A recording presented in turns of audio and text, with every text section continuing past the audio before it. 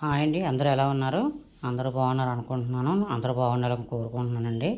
ఈరోజు నేను స్ట్రీట్ స్టైల్లో రాగి అంబలి చేశానండి. అది ఎలా చేసానో చూద్దాము.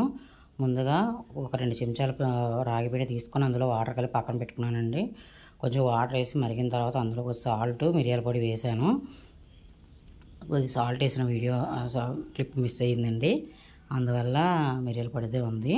సాల్ట్ కూడా మీ రుచికి తగినట్టు వేసుకోండి. ఆ మరిగాక కొంచెం స్వీట్ కార్న్ వేసానండి.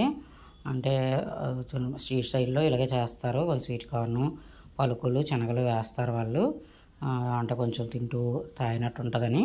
వాకింగ్ వెళ్తాం కదండి, మనం వాకింగ్కి వెళ్ళినప్పుడు రోడ్ సైడ్ మాకు ఇక్కడ వైపు అమ్ముతారండి. ఇది గ్లాస్ 10 రూపాయలు, 20 రూపాయలు చొప్పున అమ్ముతారు. నేను అది ఒకసారి వాళ్ళని అడిగానండి, రెసిపీ ఎలా చేస్తారని. అడిగి అది మీకు షేర్ చేస్తున్నాను. వాళ్ళు ఇంకా అందులో పచ్చిమిరపకాయలు, పుదీనా, కొద్దిగా కొత్తిమీర పేస్ట్ చేసి వేస్తారండి. నేను వేయలేదు, నాకు ఇలా సరిపోద్దని నేను చేసుకున్నాను.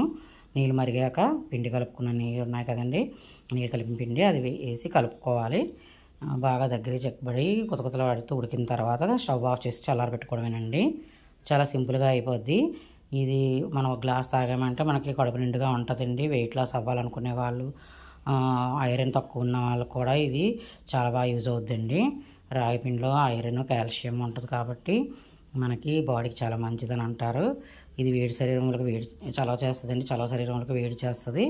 అందువల్ల బాడీలో టెంపరేచర్ కంట్రోల్లో ఉంచుతుందండి.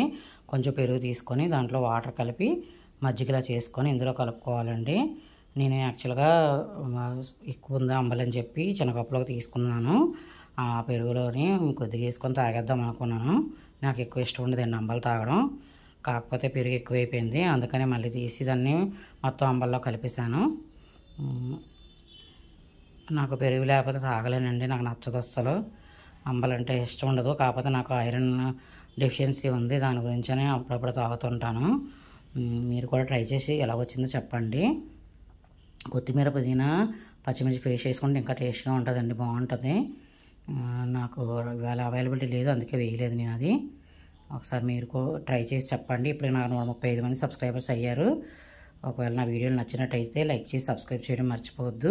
ఇవి కొద్దిగా పలుకులు, శనగలు బాయిల్ చేసి ఉంచానండి, అవి కొద్దిగా వేసుకున్నాను.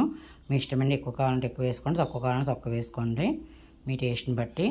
దాన్ని ఇలా కప్పులోకి తీసుకొని ఒక చెక్క నిమ్మరసం పిండుకుంటే ఫైనల్గా అయిపోద్దండి. చాలా సింపుల్, చాలా టేస్టీగా ఉంటుంది. ఒకసారి ట్రై చేసి చూడండి, మీకు నచ్చుతుంది.